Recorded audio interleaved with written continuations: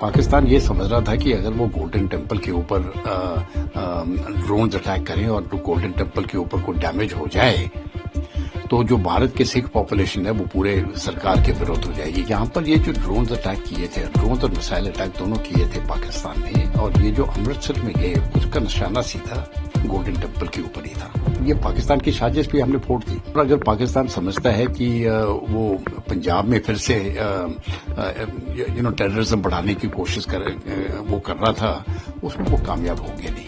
600 drone से ऊपर हमने मार गिराए और एक भी ड्रोन जो है, एक भी मिसाइल जो है वो अपनी टारगेट पे हिट नहीं कर सकी। लश्कर तैयबा का आतंकवादी सैफुल्लाह खालिद जो भारत में 3 बड़े हमले में शामिल था, उसको पाकिस्तान में मारा गया है, ऐसी सूचना आ रही है। वह नेपाल में भी नकली पहचान के साथ रह रहा था, जिसके बाद वो पाकिस्तान के सिंध प्रांत में चला गया था। अभी सूत्रों के हवाले जो खबर मिली है वो ये है कि कल उसको ढेर कर दिया गया। हाँ, ये खबरें की रिपोर्ट हमने भी देखी है और अभी वो रिपोर्ट्स ही आ गई, ये कंफर्म्ड हो गई, उसकी पिक्चर तस्वीरें वगैरह सब आ गई हैं जिस प्रकार से वो मारा गया।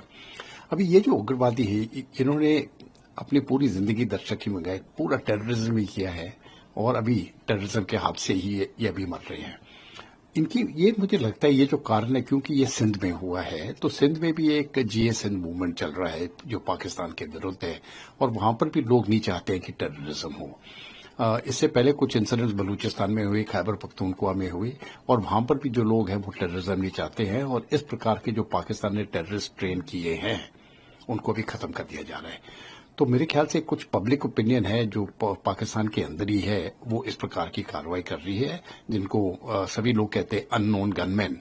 और मुझे लगता है वो लोग ये कार्रवाई इसलिए करते हैं ताकि वो जिस प्रकार से ये सैफुल्लाह जैसे लोग हैं जो टेररिस्ट हैं, वो उनकी सोसाइटी में ये गंद ना डालें। तो ये अगर ये पाकिस्तान की तरफ से इस प्रकार का मूवमेंट और तेज होता गया तो मुझे पूरे यकीन है कि जो इस प्रकार के लश्कर तैयबा, हिजबुल मुजाहिदीन वगैरह के जो टेररिस्ट हैं जो अब पाकिस्तान में कई जगह पर काम कर रहे हैं, उनके विरुद्ध लोकल सोसाइटी का मूवमेंट बन जाएगा उनको खत्म करने के लिए। और ये मैं समझता हूँ बहुत पॉजिटिव स्टेप है। ये मैं समझता हूँ बहुत ही जरूरी बातचीत थी जो हमारे एनएसए साहब ने श्री अली अकबर साहब से की। इसलिए इसके कई महीने हैं, क्योंकि ये एक तो सिक्योरिटी डायलॉग जरूर हुआ होगा, अभी ऑपरेशन सिंदूर समाप्त हुआ है और उस विषय के ऊपर भी बात की होगी कि किस प्रकार से पाकिस्तान टेररिज्म को बढ़ावा दे रहा है और वो किस प्रकार खत्म करने की जरूरत है। देखिए, भारत तो टेररिज्म का शिकार है ही, लेकिन ईरान भी टेररिज्म का शिकार है जो पाकिस्तान से आता है। और वहां पर जो उनके सुन्नी ग्रुप्स हैं उन्होंने कहा कि वो ईरान में अटैक करते हैं क्योंकि ईरान शिया कंट्री है, और वहां पर एक दो बार ईरान ने भी इसके ऊपर काउंटर एक्शन किया है। दूसरी बात आती है चाबहार पोर्ट की, और ये भारत के लिए तो बहुत जरूरी है चाबहार पोर्ट, क्योंकि यहाँ से हम जो एंट्रेंस मिल जाती है हमको सेंट्रल एशियन रिपब्लिक्स को, और उसके बाद फिर आगे यूरोप को, और नॉर्थ साउथ कॉरिडोर जो भी है जो है वो भी चाबहार पोर्ट से जाएगा। तो ये मैं समझता हूँ जहां तक हम सिक्योरिटी की बात लें और इकोनॉमी की बात लें, ये दोनों एक तरफ से जुड़ जाती हैं। और एनएसए हमारे डोवल साहब ने जो बात की है, हमारे एनएसए साहब ने बात की है अकबर अली साहब से, ये मुझे लगता है कई विषयों उन्होंने इस बार डिस्कस किए होंगे कि हमारे रिश्ते और कैसे मजबूत हो सके और आगे जा सके। यहाँ पर ये जो ड्रोन्स अटैक किए थे, ड्रोन्स और मिसाइल अटैक दोनों किए थे पाकिस्तान ने, और ये जो अमृतसर में गए उसका निशाना सीधा गोल्डन टेम्पल के ऊपर ही था।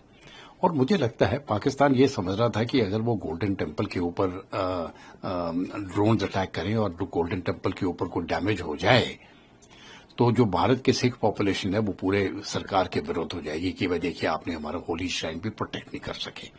तो उसकी प्रोटेक्शन करना तो खैर बहुत ही जरूरी था, लेकिन ये पाकिस्तान की साजिश भी हमने फोड़ दी। और अगर पाकिस्तान समझता है कि वो पंजाब में फिर से टेररिज्म बढ़ाने की कोशिश वो कर रहा था, उसमें वो कामयाब होंगे नहीं। और भारत की सरकार बहुत मजबूत है, पर हमारे पंजाब के लोग बहुत मजबूत हैं और ये पाकिस्तान की इस प्रकार की हरकत होने नहीं देंगे। जहां तक रहा हमारा एयर डिफेंस, ये मैं समझता हूँ अमृतसर में नहीं पूरे भारत में ये बहुत कागर रहा है, इसके ऊपर वो पाकिस्तान कुछ नहीं कर सका। 600 ड्रोन से ऊपर हमने मार गिराए और एक भी ड्रोन जो है, एक भी मिसाइल जो है वो अपनी टारगेट पे हिट नहीं कर सकी। ये भारत का जो नया एयर डिफेंस है, जो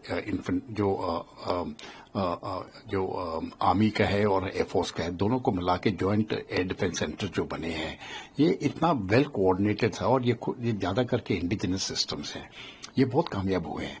और इसलिए जो भी उन्होंने अटैक किया और गोल्डन टेम्पल के ऊपर भी हमले करने की कोशिश की, वो कामयाब नहीं हुई। पाकिस्तान को एक बात समझना चाहिए, गोल्डन टेम्पल सिर्फ सिख्स का नहीं है, वो हिंदुओं का भी है। और लाख करोड़ों के हिसाब से हर साल जो हिंदू लोग हैं, सिख तो जाते ही हैं, लेकिन हिंदू लोग जो है वो अपने दर्शन करने के लिए गोल्डन टेम्पल में जाते हैं और पूरे हिंदुस्तान से जाते हैं। बहुत मान्यता है इसकी। तो ये इस प्रकार की हरकत जब पाकिस्तान करता है, मैं समझता हूँ ये इसकी जितनी भी निंदा की जाए उतनी कम है। और अभी उनको एक सबक सिखाया गया है और हम यही उम्मीद रखते हैं कि दोबारा इस प्रकार की हरकत पाकिस्तान ना करे। अब सारा विश्व ये जानता है कि पाकिस्तानी सेना ने सुनियोजित तरीके से 22 अप्रैल को पहलगाम में अपने आतंकवादियों द्वारा निहत्थे और निर्दोष देश और विदेश के पर्यटकों पर हमला करवाया। ये एक कायराना हमला था। इसमें 26 लोगों ने अपनी जानें गंवाई। इसके पश्चात पूरे देश के आक्रोश ने भारत के प्रबल नेतृत्व के अधीन ऑपरेशन सिंदूर का रूप लिया, जिसमें अचूक और सामयिक जानकारी से सशक्त भारतीय सेना ने पाक में पनप रहे अनेक आतंकी स्थलों को निशाना बनाने की योजना बनाई। इसमें से 9 ऐसे टेररिस्ट कैंप को चुना गया जिसके बारे में हमारी पूरी जानकारी थी। इन सबको बर्बाद करने के बाद टोटल इसमें से 9 टारगेटों में से 7 को भारतीय स्थल सेना ने नाश किया। ये हमारे लिए एक निर्णायक विजय है, क्योंकि चुने हुए सभी लक्ष्यों को हमने पूर्ण रूप से सिद्ध किया। हमने केवल आतंकवादी और आतंकी ठिकानों को नाश किया, इसके अतिरिक्त किसी को कोई भी नुकसान नहीं पहुंचाया। इससे पाक सेना ने भी खुले तौर पर स्वीकार किया है।